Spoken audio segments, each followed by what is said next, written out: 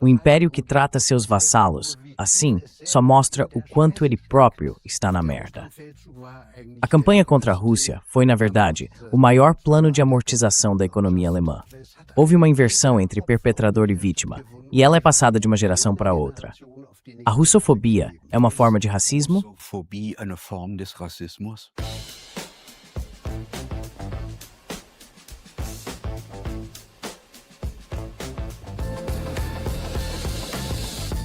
Gegen den Strom. Zur Person. Contracorrente à pessoa. Olá, bem-vindos ao Contracorrente. Apresentamos posições e perspectivas que a mídia de propaganda silencia. Uma guerra perdida pode ser vencida. Trata-se da guerra contra a Rússia, que não foi uma guerra como qualquer outra. Que papel desempenham os intelectuais, ou o que restou deles, os acadêmicos, na preparação para a guerra? E que importância tiveram as elites econômicas? O autor deste livro já levantava essas questões em 1977. A reparação, ou como vencer uma guerra perdida. O livro foi escrito pelo escritor e professor universitário Michael Schneider. Olá, uma guerra perdida pode ser vencida? Hallo, kann ein verlorener Krieg gewonnen werden? Kann es im wirtschaftlichen Sinne. Und das hat die Bundesrepublik. Ele pode fazer isso no sentido econômico. E a República Federal da Alemanha deu o exemplo nos anos 50, depois do colapso do Terceiro Reich. Com a ajuda dos americanos, eles conseguiram, como sabemos, manter a antiga elite econômica do Terceiro Reich, os grandes banqueiros e donos de fábricas, que promoveram o rearmamento e ganharam uma quantidade enorme de dinheiro com ele, e depois também com o emprego de trabalhadores forçados.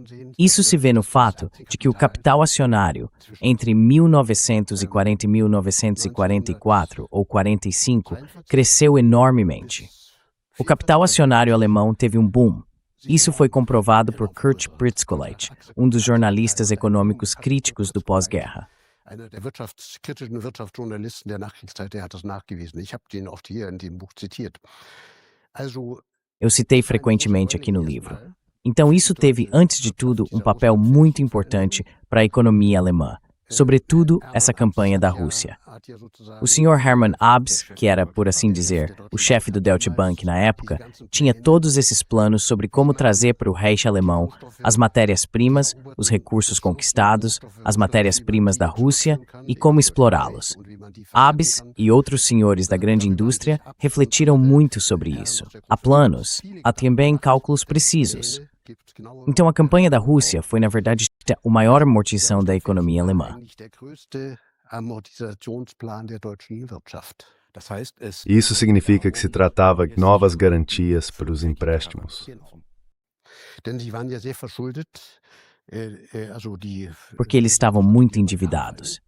Sabemos que naquela época, os americanos, sobretudo os bancos americanos, fizeram a Alemanha, que ainda lutava contra a crise econômica mundial, voltar a crescer por meio do Plano Dawes e do Plano Young. Todos esses créditos precisavam ser pagos. E nesse sentido, deixando de lado por um momento a ideologia, a campanha da Wehrmacht alemã contra a Rússia não foi apenas a pior e mais cruel guerra de extermínio racial ideológica que a era moderna conhece. Foi também o maior plano de amortização da economia alemã.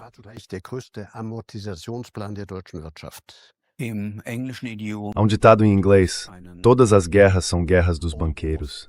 Todas as guerras são guerras dos banqueiros. Isso é verdade?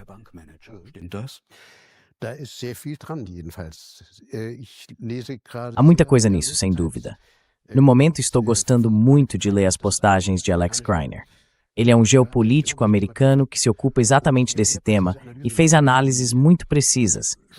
Já na crise da Covid, e agora ainda mais na guerra da Ucrânia, ele analisou o papel dos bancos e como eles, por assim dizer, alimentam essas guerras por meio de créditos e de outras medidas. É um tema terrível, grave. Aliás, agora também existe uma análise muito boa de Krieger e Wolfram Elsner sobre o papel do capital financeiro. Por muito tempo, a esquerda não percebeu que o capital financeiro passou a desempenhar um papel extremamente importante, que ele, por assim dizer, submeteu em grande medida o capital industrial. E por isso, também pode definir os rumos das guerras. O senhor pode explicar como o capital financeiro impulsiona guerras? Also,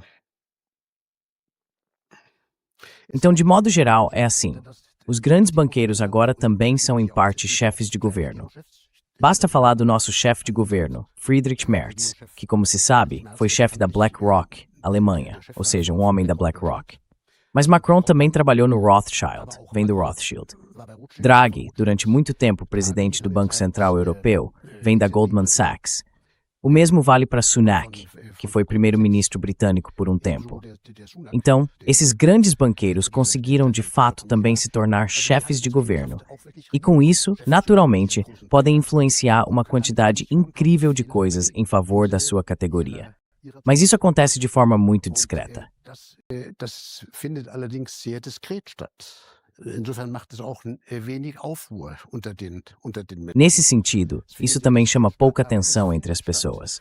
Acontece de forma muito discreta, mas acontece. E a todos que se interessam por isso, eu só posso recomendar.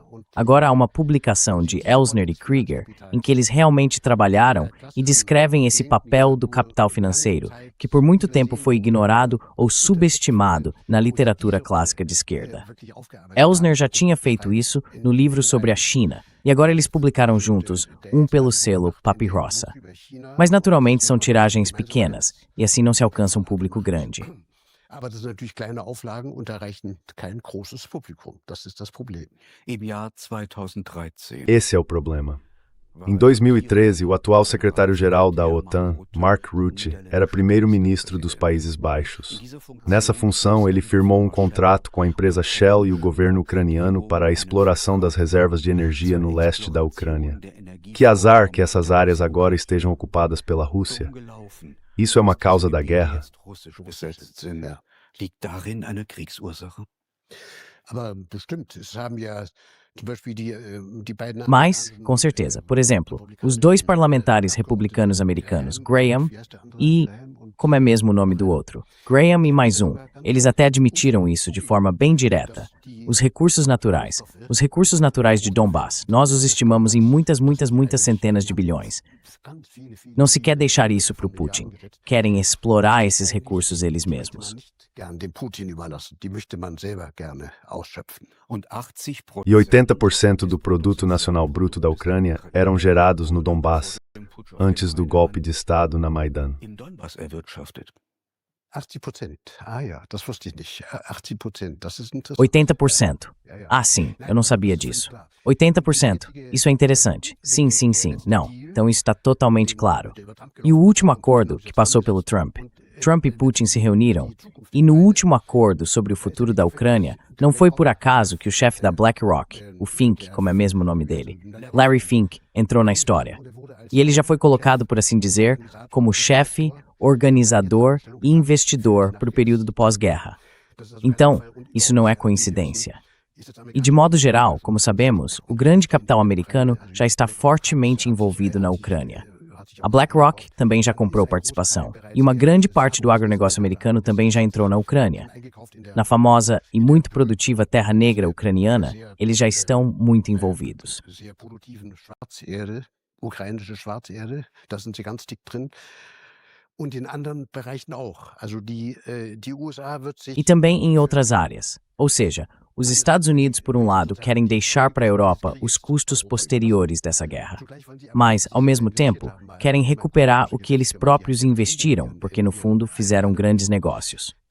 Eles mesmos descreveram isso em suas análises. A maior parte das chamadas injeções de capital que Washington deu à Ucrânia foi primeiro para a indústria armamentista americana. E dessa forma, o capital americano já está bem avançado em amortizar seus custos com a guerra na Ucrânia. E eles vão fazer isso, sobretudo, e já tem isso sob controle, por meio desse novo acordo sobre matérias-primas que está sendo negociado. E quando se olha isso de perto, dá mesmo vontade de passar mal.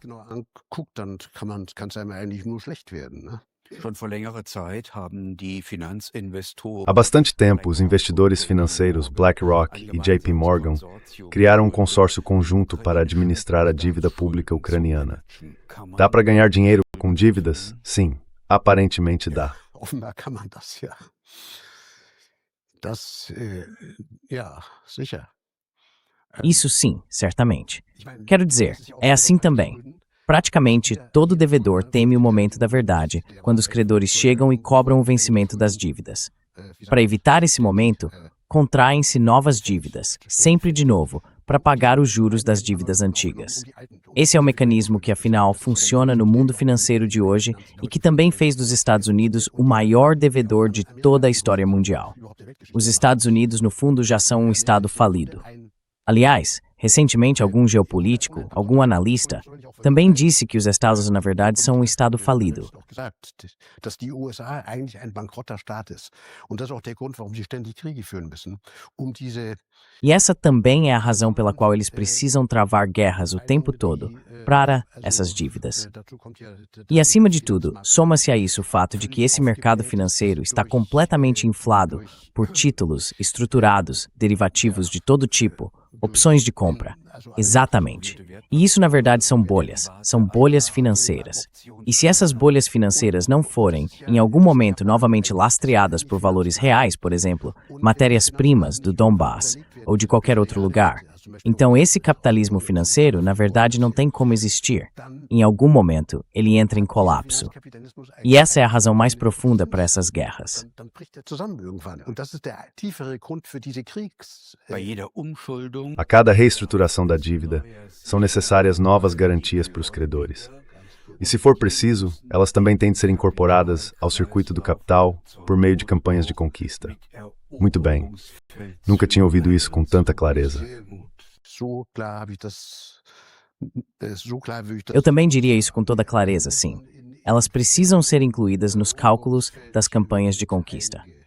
und bei Hitlers und E nas campanhas de conquista de Hitler e dos Estados Unidos, milhões de pessoas morreram. Millionen Menschen, Quantos cidadãos soviéticos tiveram de dar suas vidas? Bürger mussten ihr Leben geben. Also die Historiker schätzen, es gibt jetzt eine Bem, os historiadores estimam que agora há um número relativamente consolidado de 24 milhões de cidadãos soviéticos. Mas desse total, e essa é a grande ilusão que a maioria das pessoas também assume, a maioria pensa que eles morreram em combates regulares da guerra. Isso não é verdade. Entre 8 e 10 milhões de soldados morreram fora de combates regulares. É preciso imaginar isso. 8 a 10 milhões. Ou morreram de fome. No cerco de Leningrado, mais de 1 milhão de pessoas morreram de fome. Ou morreram nos campos alemães de prisioneiros de guerra. Oder sie sind in den deutschen Kriegsgefangenenlagern. Da sind 3,3 Millionen Russen umgekommen. Und zwar Morreram ali 3 milhões e 300 mil russos. Seja por trabalho pesado em instalações subterrâneas, como em Dora, seja porque morreram de fome, foram fuzilados ou maltratados nos campos de concentração. 3 milhões e 300 mil. E eu considero monstruoso que na Alemanha não existam monumentos nem memoriais sobre isso. Temos uma enorme cultura de memória em relação ao Holocausto. E com razão, afinal foi um crime contra a humanidade. Mas há outro crime contra a humanidade que custou ainda mais vítimas do que o Holocausto. Essa campanha contra a Rússia. als der Holocaust, nämlich dieser Russlandfeldzug. Und es gibt in ganz Deutschland, das hat E por toda a Alemanha. Meu amigo soviético percebeu isso com espanto quando fizemos esse projeto, sobre o qual ainda posso falar daqui a pouco, enquanto viajávamos juntos pela Alemanha, pela República Federal da Alemanha. E ele disse, me diga uma coisa, vejo por toda parte monumentos relacionados ao Holocausto e coisas assim, e locais de memória. Também há muitos eventos culturais aqui na Alemanha. Mas onde estão os eventos e os monumentos que lembram os enormes sacrifícios que meu povo teve de fazer nessa guerra? E ele ficou completamente abalado. Também procurou pessoas da geração alemã que viveu a guerra, com quem pudesse falar sobre os massacres. Encontrou muito poucas. hat nur ganz wenige gefunden. Ein Autor der Frankfurter Allgemeinen Um autor da Frankfurter Allgemeinen Zeitung, chamado Stefan Locke, escreve uma página inteira, a página 3, sobre a lembrança da libertação do campo de concentração de Auschwitz. Mas Stefan Locke não menciona uma única vez, em toda essa página 3, que o Exército Vermelho libertou Auschwitz. O que o senhor acha disso? Isso é revoltante. Auschwitz befreit hat. Ja. Was halten Sie davon? Das ist ungeheuerlich. É algo monstruoso. A ignorância, ou então a repressão e o silenciamento desses crimes gigantescos que os alemães cometeram durante a campanha na Rússia continuam sendo um tabu até hoje. Eu formulei isso para mim mesmo, já naquela época, no meu livro. E agora, volto a formular no novo grande ensaio sobre a guerra na Ucrânia, no qual estou trabalhando neste momento. A exceção foi a geração de 1968, que acertou as contas com isso. Mas desde 1945 e, digamos, desde a geração dos baby boomers, ocorreu uma verdadeira inversão entre perpetradores e vítimas.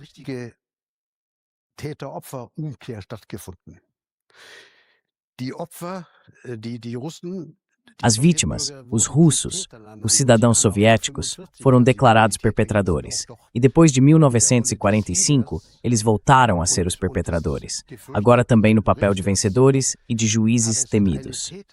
Mas houve uma inversão entre perpetradores e vítimas, e ela é transmitida de uma geração para outra. Isso fica evidente. Caso contrário, não seria possível explicar como essa incrível russofobia surgiu, em poucos anos, aqui na Alemanha, se não houvesse uma linha de tradição e, por assim dizer, uma via quase genética de transmissão dessa inversão entre perpetradores e vítimas. Eu já vivi isso quando era criança.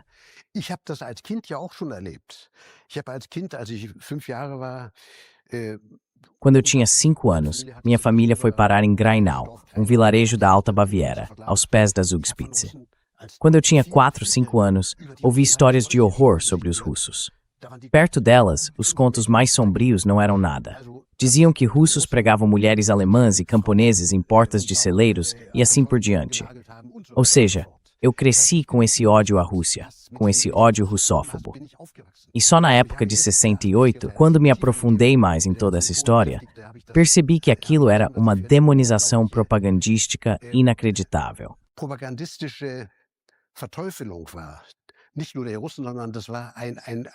Não apenas dos russos, mas isso era uma estrutura propagandística de toda a era Adenauer. Os russos voltaram a ser os maus, voltaram a ser os inimigos na Guerra Fria, e agora são de novo. Como se não tivesse existido Willy Brandt, como se não tivesse existido o gesto de Willy Brandt, ajoelhando-se em Moscou, em Varsóvia, e assim por diante. Então é monstruoso como isso funciona, e é perturbador. Estou profundamente consternado por ter precisado vivenciar isso ainda na minha idade. A Alemanha sendo novamente empurrada, por assim dizer, pela mídia e pela política para esse caminho russofóbico. E infelizmente há muito pouca resistência contra isso. Isso é, acima de tudo, o mais angustiante. A russofobia é uma forma de racismo? Sim, absolutamente. A que o senhor atribui essa inversão de culpa? É apenas propaganda? Ist das nur Propaganda? Nee, es ist nicht nur Propaganda. Es ist natürlich, also wenn man weiß, was unsere Väter und Großväter im Russlandfeldzug für Verbrechen begangen haben, die meisten wissen das ja gar nicht. Es wissen noch nicht mal meine Enkel. Wenn ich denen davon erzähle, die denken, ich erzähle Schauermärchen, ne? Weil diese Verbrechen so ungeheuerlich sind. Como esses crimes foram tão monstruosos, é claro que os alemães que voltaram para casa, que retornaram à Alemanha depois do cativeiro e da campanha militar, também ficaram traumatizados à sua maneira. Mas eles ficaram traumatizados, por assim dizer, pelo fato de terem participado do maior crime, na verdade, dos crimes de guerra da era moderna, por terem participado disso. Acho que a maioria não conseguiu processar isso por conta própria. Reprimiu, amenizou o que aconteceu, ou por assim dizer, teve pesadelos com isso. Eu sei, por exemplo, do meu tio, que participou da Rússia. Ele teve pesadelos até o fim da vida.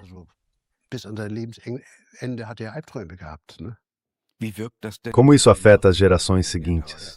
O senhor disse que seus netos pensam que o avô dormiu mal ou algo assim.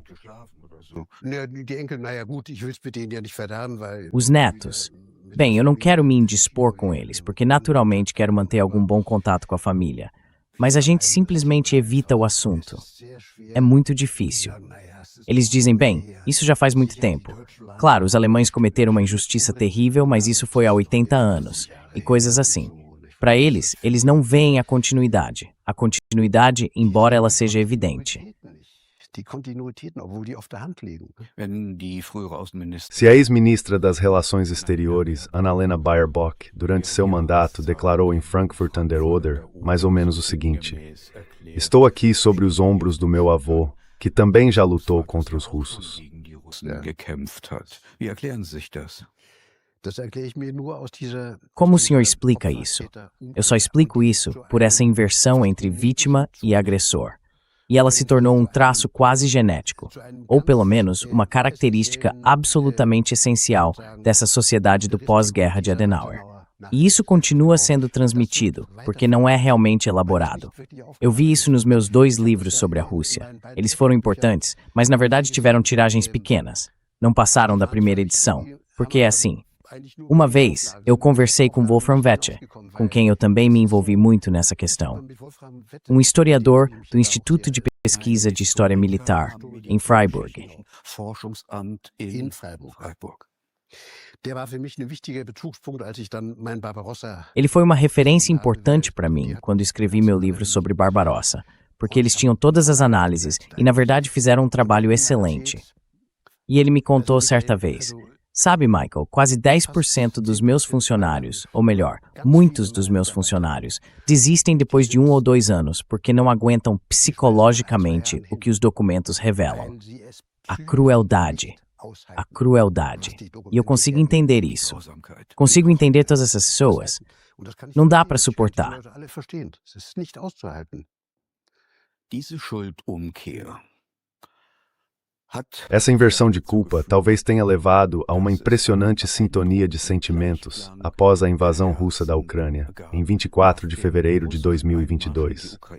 Finalmente, podia-se voltar a odiar os russos. É isso mesmo? Konnte man wieder die Russen hassen. Stimmt das? Ja, das war sicher eine Art Entlastung. Sim, isso certamente foi uma espécie de alívio, um alívio coletivo. Os russos tinham se mostrado os agressores, embora, na realidade, também se pode ver isso de uma maneira bem diferente. Ainda assim, considero um erro essa invasão de Putin, porque com isso ele coloca toda a OTAN contra si. Mas é claro, dá para entender porque, afinal, as 2 províncias separatistas de Luhansk e Donetsk estavam permanentemente sob bombardeio de artilharia do exército de Kiev desde o golpe de Maidan, em 2014. Standen seitens der Kiewer Armee. Die haben ja Russland gebeten, dass sie aufgenommen werden können. Eles pediram à Rússia que fossem aceitos como províncias ameaçadas, mas separatistas, da Ucrânia. E foram então formalmente aceitos. E isso era, por assim dizer, também um dever da Rússia, proteger essas 2 províncias que se tornaram russas. Nesse sentido, quando sempre se diz que foi uma guerra de agressão, pode-se dizer o seguinte: à primeira vista é uma guerra de agressão. Mas há essa bela frase de Maquiavel, eu acho, que diz: não é quem pega em armas primeiro que é o verdadeiro causador e culpado, mas aquele que o obriga a fazê-lo. Derjenige, der dazu nötigt. Exatamente, sim. Foi isso que coloquei como introdução no meu ensaio sobre a Rússia.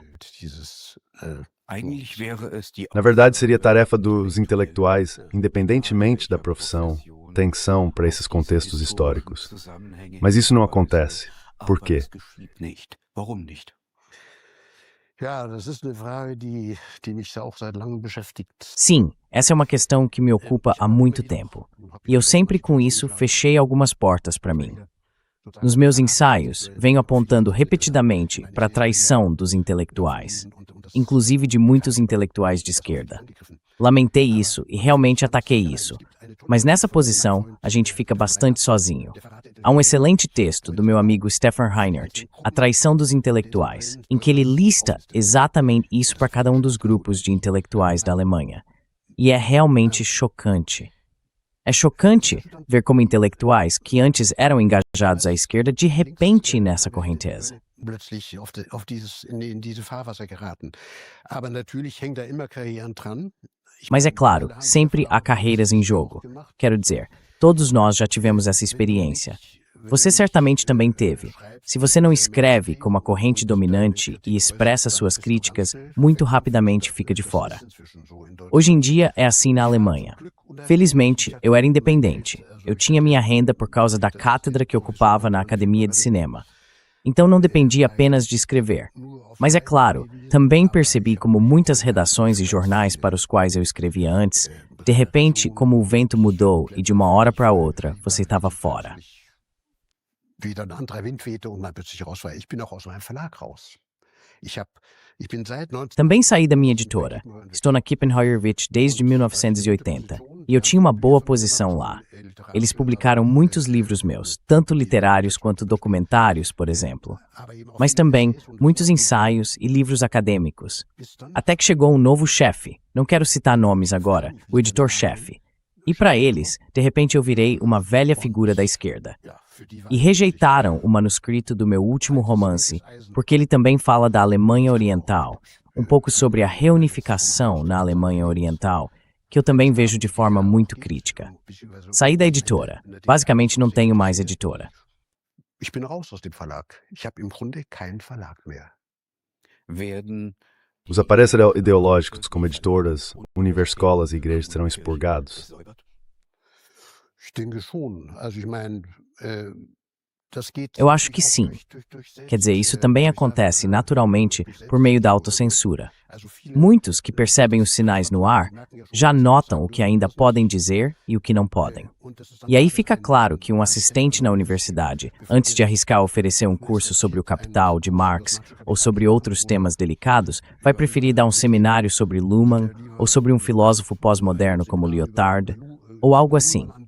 Então, na minha experiência, isso acontece em grande medida também por meio da autocensura.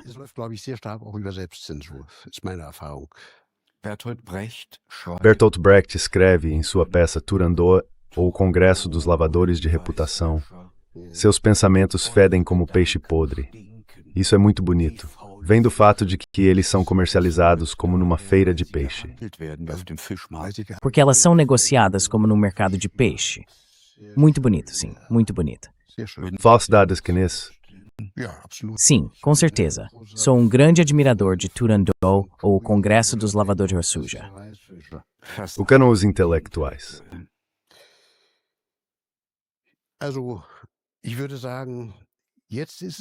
Bem, eu diria que agora isso é especialmente evidente.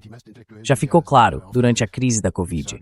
A maioria dos intelectuais engoliu essa encenação, como eu digo, muito profissionalmente armada e produzida. Caiu nela. Mas é claro, também vimos que quem já durante a crise da Covid não compartilhava a narrativa oficial, muito rapidamente também já era passado. Muito rapidamente, deixa de ter espaço em algum fórum de discussão da mídia pública.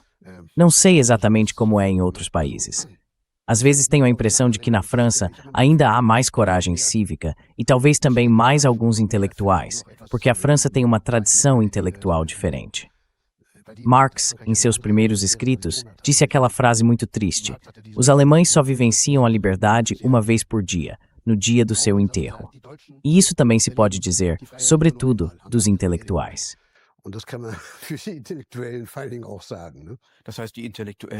Isso significa que os intelectuais ajudam no enterro da liberdade.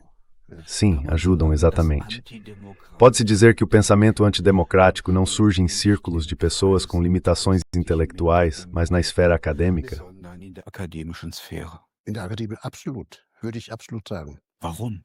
Na academia, absolutamente. Eu diria que sim, absolutamente. Por quê? Basta olhar para os nossos intelectuais mais influentes. Seja o Sr. Sloterdijk ou outros, que também começaram todos à esquerda.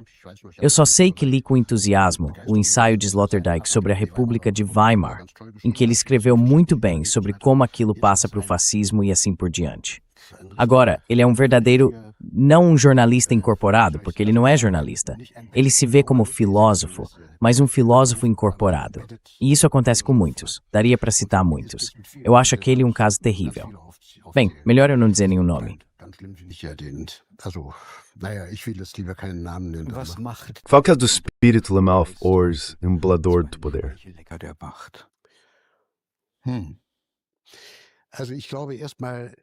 Bem, antes de mais nada, eu acho que o movimento de 68 foi possível e que as universidades, sobretudo, entraram numa agitação enorme.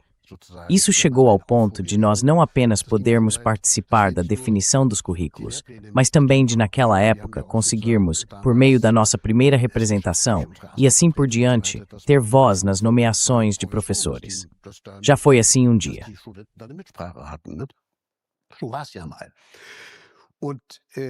E eu acho que isso assustou profundamente os OP. E o primeiro Adam Tumberson um perigo. Era um perigo.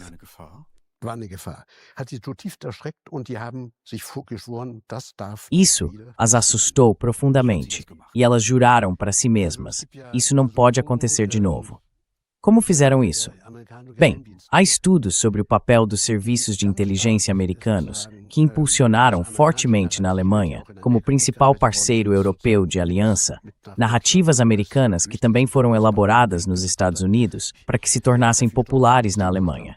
Então acho que isso desempenha um papel importante. Eles fizeram isso de uma maneira muito habilidosa, de modo que também o modelo americano e a concepção americana de democracia realmente se estabelecessem aqui, por assim dizer. Embora, no fundo, isso seja uma pura ficção. Na realidade, é uma oligarquia que se esconde atrás de uma democracia, atrás de uma fachada democrática. É assim que eu descreveria hoje a sociedade americana.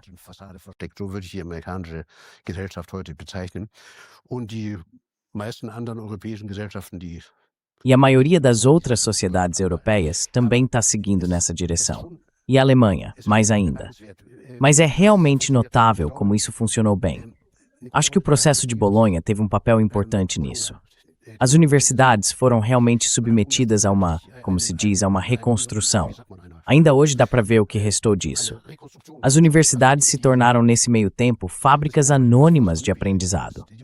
E a sociologia, por exemplo, na qual eu ainda estudei depois da minha formação básica em ciências naturais, virou uma faculdade completamente frouxa. Não se lê nem se ensina mais Marx, Marcuse ou Adorno, mas alguns filósofos positivistas abstratos. Ou seja, ela foi completamente depurada. A sociologia é uma área que trata, acima de tudo, de estatística. Also eine verdeckte Säuberung. So kann man das nennen. Então, uma depuração encoberta. Depuração encoberta, é assim que se pode chamar. O historiador Karl Dietrich Bracher, já falecido há muito tempo, escreveu em 1969 no seu livro A Ditadura Alemã, e eu cito: "A sincronização da vida intelectual alemã com a Revolução Nacional de Hitler foi estarrecedora, não apenas pela primitividade do conglomerado de ideias que alimentava a visão de mundo nazista, mas mais ainda pela submissão cega à sua pretensão, enfaticamente intolerante, de exclusividade. Mas isso apenas demonstrava o processo de autossincronização, que se estendia dos juristas de direito público aos economistas, dos historiadores aos germanistas, dos filósofos aos cientistas naturais, dos publicistas aos poetas, músicos e artistas plásticos. Bizantinismo, manipulação e coerção se entrelaçavam uma indissociável. É como hoje.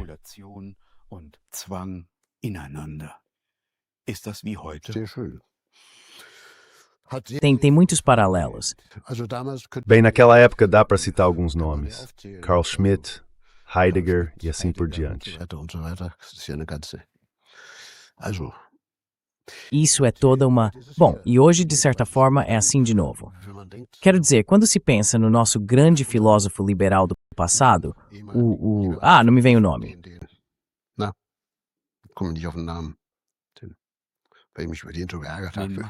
Quem você dizer? Habermas. Ach so, der kürzlich verstorbene Jürgen Habermas. Ah, sim, o recém-falecido Jürgen Habermas. Jürgen Habermas, recém-falecido. Ele escreveu coisas muito boas na época de 68, embora venha dele a expressão infame fascistas de esquerda. Mas depois disso, ele se fez repetidamente, por assim dizer, o queridinho dos que estão no poder. E toda essa filosofia do discurso que ele desenvolveu é coisa fraca. Não tem absolutamente nenhuma substância de verdade, nenhum pensamento de resistência. E para mim, isso é típico. Habermas é considerado o filósofo alemão do pós-guerra.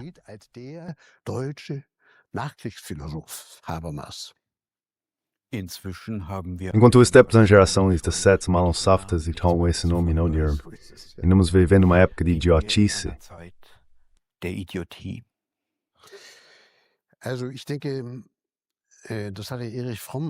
Bem, eu acho que Erich Fromm, por quem tenho muita admiração, disse isso certa vez. Ele viu a chegada do início da era da informática e foi muito atento a esse processo. E Erich Fromm disse, ele prevê um tempo em que os professores serão gradualmente substituídos por programas de informática. Hoje diríamos por inteligência artificial, por robótica e inteligência artificial. E ele diz, eu vejo esse tempo se aproximando. E se isso realmente se impuser, se não forem mais pessoas a ensinar os estudantes e a dialogar com eles, mas programas abstratos, hoje diríamos programas de inteligência artificial, então uma cultura de 1000 anos chegará ao fim. Ultimamente, isso me vem à mente com frequência. Quando vejo os avanços que a inteligência artificial fez, quando vejo meus próprios netos usando a IA para ajeitar seus textos, sempre me lembro desse alerta de Erich Fromm, de que estamos agora num caminho que realmente para dar medo. Estou surgindo a curva igual à era de analfabetismo. Sim, eu acho que sim. Dá para ver isso. Eu já percebi quando dava aula na Academia de Cinema de Baden-Württemberg. O conhecimento de literatura era extremamente superficial. Eles mal conheciam o próprio Brecht. Ainda tinham alguma noção dos clássicos, mas já não conheciam direito os clássicos da modernidade. E na arte cinematográfica conheciam, por assim dizer, só o mais recente de Hollywood. Mas os clássicos do cinema clássico, começando por Lubitsch até... como é mesmo o nome dele? O Grande. Não consigo lembrar o nome. Infelizmente, minha memória para nomes é assim.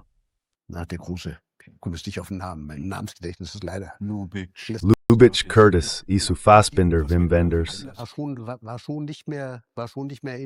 Fassbinder já não estava mais em alta. Aí eu já percebi que todas as épocas da história cultural, nesse caso da história do cinema, desapareceram. Elas já não se interessam mais por isso. E isso também quase não é mais ensinado. Então está acontecendo algo inacreditável. Acho que estamos caminhando para uma época sem história. Amnésia histórica. Amnésia histórica, sim. A porta-voz do Ministério das Relações Exteriores da Rússia, Maria Zakharova, disse: os russos perdoaram, os alemães esqueceram. O senhor concordaria com isso? Sim, muito bem, sim. Os alemães se esqueceram, e os russos ainda têm uma grande cultura, que eles também valorizam. Eu vejo isso na Alemanha. Nós também temos uma grande cultura, que aliás é muito apreciada pelos russos. Sempre me surpreendeu muito que depois de todos os horrores que fizemos aos russos, eles ainda têm uma grande consideração pela cultura alemã. E a cultura alemã também tem seus horrores, seus pontos cegos, e talvez tenha até contribuído, de forma inconsciente, para as atrocidades da política alemã.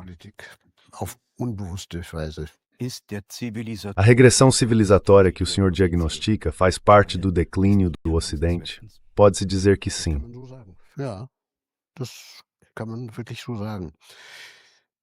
Isso realmente pode ser dito assim. Só essa digitalização já é um processo gigantesco. E não é apenas porque ela leva ao surgimento de um enorme complexo de indústrias de vigilância, impulsionado tanto pela União Europeia quanto pelo Vale do Silício. Na verdade, eu acho que estamos lidando com uma ruptura civilizatória e com uma crise. Eu chamaria assim. Porque temos a sensação de que todo o acervo do iluminismo no qual nós da esquerda nos víamos, no qual o marxismo se situava,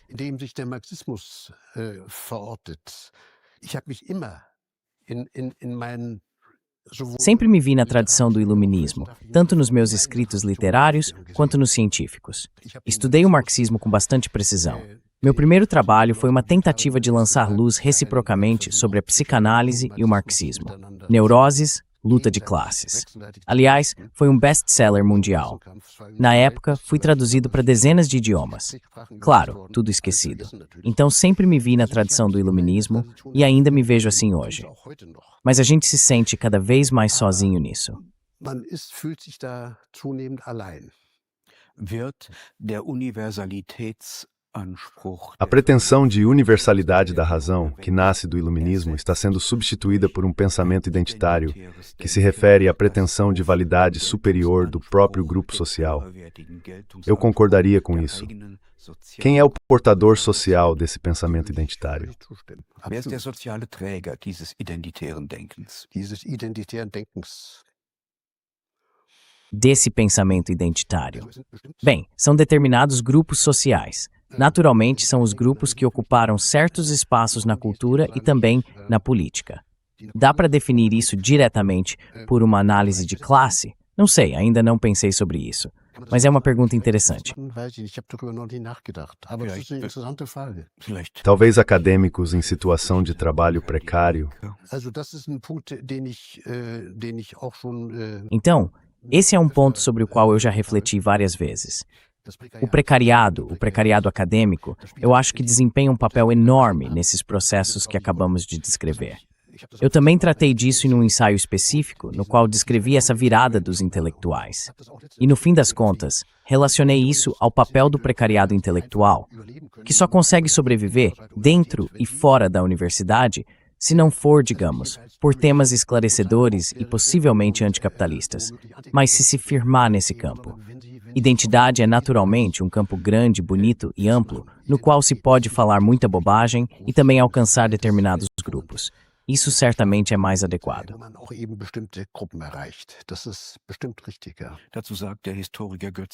Sobre isso, o historiador Götz Ali diz: também o nacionalsocialismo foi um movimento identitário. Isso está correto, sim.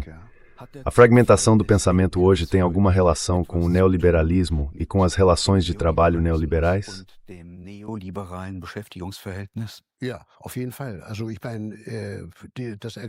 Sim, com certeza.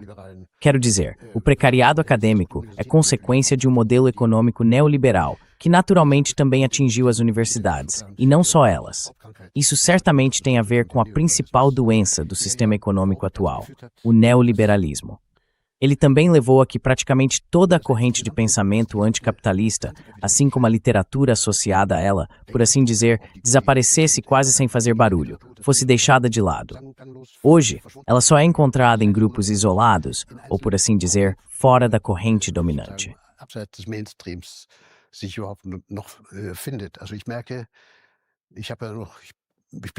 Bem, eu ainda cresci com Rudi Dutschke.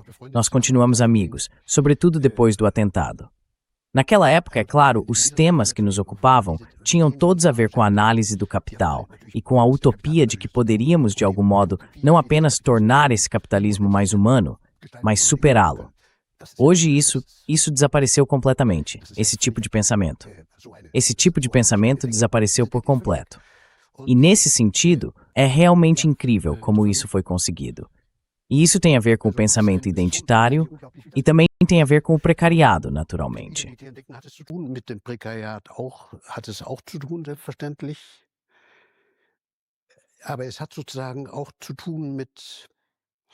Mas isso também tem a ver, por assim dizer, embora hoje isso já não seja tão verdadeiro, com algo que aconteceu ao longo de muitos anos, nos anos 90 e nos anos 2000.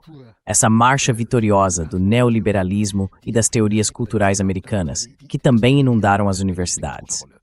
E aí o pensamento identitário desempenha um papel muito importante. Sim, mas o surpreendente é que, infelizmente, isso aconteceu em quase toda a Europa. Até mesmo na França, que tem uma história diferente da nossa, uma história mais feliz do que a da Alemanha. Quando olho para a cultura em Paris, vejo que os novos filósofos já se destacam há décadas e dão o tom do debate. Vejo poucas forças novas ali.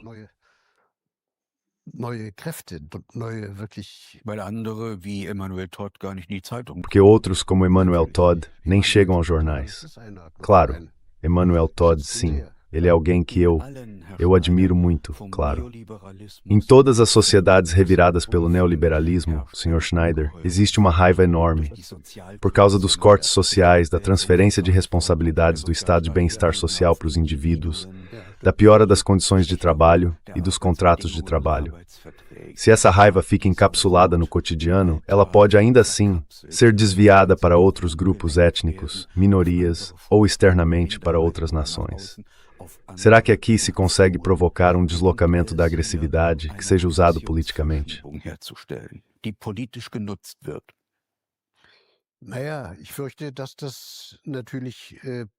Bem, temo que isso naturalmente possa acontecer se a AfD ficar ainda mais forte.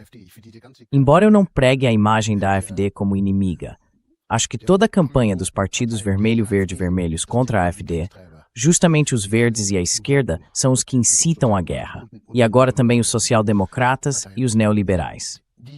Esses partidos facilitam muito as coisas para si mesmos ao, por assim dizer, definirem a AfD como inclinada à direita, alinhada à direita, potencialmente fascistoide, como um partido identitário e assim por diante. Mas afinal, a AfD ainda tem uma relação diferente com a Rússia, em comparação, por exemplo, com os partidos verdes. Eles ainda não são diretamente favoráveis à Rússia, mas não aderem a essa linha extremamente russófoba. Eles também fazem isso na comissão de inquérito do Bundestag alemão, na reavaliação da pandemia de coronavírus.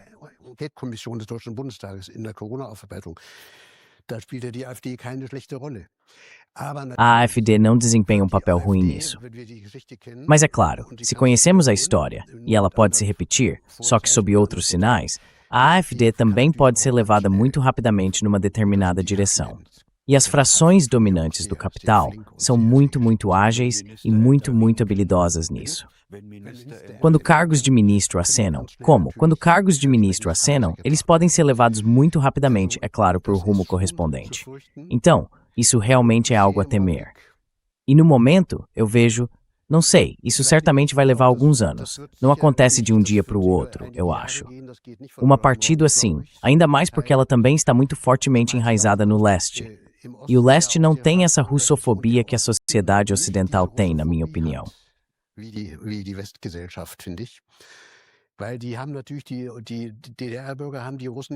Porque os cidadãos da Alemanha Oriental também conheceram os russos como pessoas. Claro, eles os conheceram como soldados de ocupação, que na maioria das vezes ficavam aquartelados. Mas também viveram muita coisa com os russos. Havia muitos eventos culturais com russos. Eles também viram que os russos muitas vezes eram muito pobres, vinham de regiões pobres da União Soviética e assim por diante. Viram que eles não eram o inimigo mau.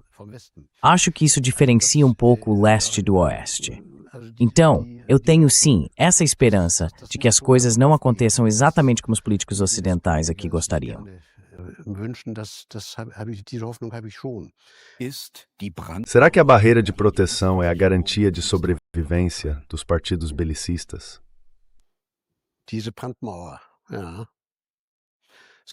Esse cordão sanitário, sim. Há um bom jornalista que eu estimo muito, chamado Ivan Scholz, que também escreve de vez em quando no Freitag. Ele analisou exatamente isso, da forma como o senhor acabou de formular. É uma espécie de situação em que, se esse cordão sanitário cair, e ele é mantido a qualquer custo, se esse Belzebu, por assim dizer, deixar de ser politicamente controlável, então a coisa fica difícil. Aí eles vão ter de admitir, esses partidos verde-amarelos, os amarelos não têm papel nenhum, de qualquer forma. E vermelhos, que eles próprios são, na verdade, os infectados por aquilo de que acusam constantemente a AfD. Será um confronto interessante, porque esse cordão sanitário não vai se manter por muito tempo, eu acho. Eu não acredito nisso. Porque a relação de forças da maioria está mudando. O cartel de partidos no poder busca sua salvação na vingança por Stalingrado.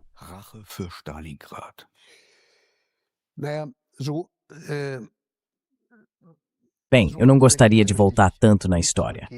Penso mais em termos de economia política. Esse modelo americano, que por assim dizer, continua dominante, inclusive para o Ocidente. Ou seja, oligarquias que ainda se disfarçam de democracias, mas que na realidade estão diante de uma implosão. Da implosão de todo o seu sistema financeiro e de todo o seu modelo econômico. É por isso também que se tornam tão agressivas com os próprios vassalos, com os próprios aliados. Ainda deveríamos falar sobre esse ponto, porque talvez seja daí que também surja uma esperança. gründet sich ja vielleicht eine Hoffnung auch. Dieses Modell ich glaube, Esse modelo pode. Quer dizer, eu acho que todas essas guerras de agressão que o Trump está desencadeando, seja a guerra contra a Venezuela, seja nesse caso a prisão e o sequestro de Maduro. E claro, ele já põe as mãos no petróleo. Depois vem a guerra contra o Irã. Então o fato de que esses dois países, que são ao lado da Rússia, naturalmente quase os mais importantes países produtores de petróleo do mundo, estejam agora se tornando objeto de guerras americanas, isso, na verdade, leva meu pensamento em outra direção. Mostra que o capitalismo financeiro americano, com essas inacreditáveis bolhas financeiras e esse endividamento gigantesco que nunca poderá ser pago, está tentando por todos os meios sustentar de novo esse sistema decadente com valores reais. E esse é naturalmente um primeiro objetivo.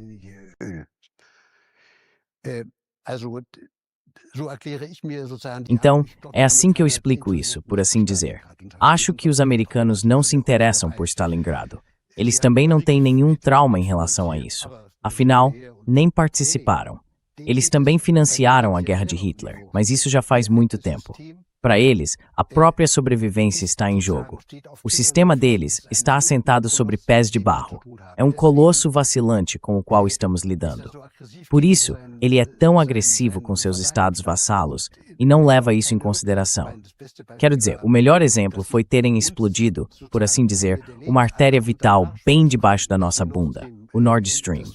Isso levou, e sabemos quais são as consequências, a ficarmos dependentes do gás natural liquefeito americano, 4 vezes mais caro. Dessa forma, estamos sendo desindustrializados.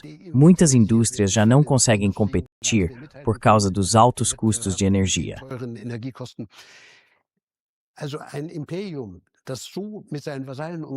Então, um império que trata assim os seus vassalos só mostra o quanto ele próprio está na merda. E a minha esperança, na verdade, é que há também um movimento de afastamento, inclusive na Alemanha, por parte de alguns políticos europeus, que ficaram profundamente chocados com o fato de Trump e Putin negociarem diretamente, por assim dizer, pelas costas deles, sem levar minimamente a Europa em consideração.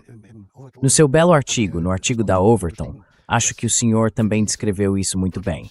Que para a Alemanha, na verdade, resta algo comum, ou melhor, como foi que o senhor chamou?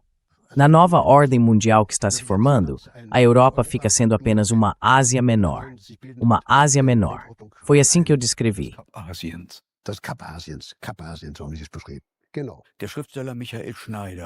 Exatamente. O escritor Michael Schneider diz: todas as guerras são guerras por recursos. O capital financeiro vacilante precisa de novas garantias para poder continuar se desenvolvendo. Muito obrigado. Nós do Gegen den Strom mostramos a vocês posições e perspectivas que as mídias de propaganda silenciam.